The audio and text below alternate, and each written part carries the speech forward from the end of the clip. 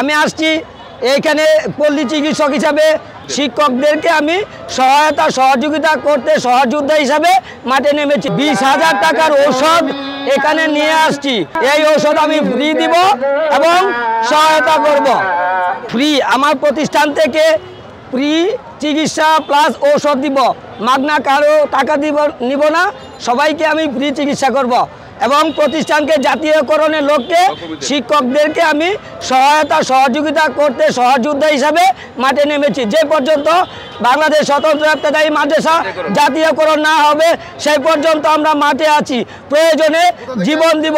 আমি নেত্রকোনা থেকে আসছি, আমি চাংপাড়া স্বতন্ত্র ইবতেদায়ী মাদ্রাসার শিক্ষক, আমি একজন পল্লী চিকিৎসক। আমি মাদ্রাসার পাকে এই পল্লী চিকিৎসকে কাজ করি প্লাস আমি ঔষধ বিক্রি করি।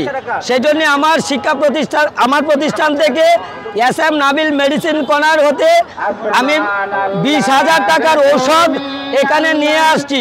সকলকে এই ঔষধ আমি ফ্রি দিব এবং সহায়তা করব।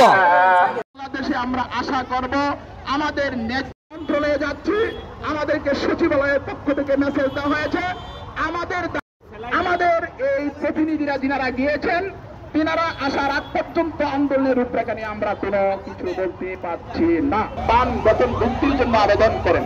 আমরা আজকে এই ময়দান থেকে সুস্পষ্ট ঘোষণা করে দিতে চাই যে বাংলাদেশ স্বতন্ত্র ইবতেদায়ী মাদ্রাসা শুধু সরকারকে দিয়ে আসছে, সরকারের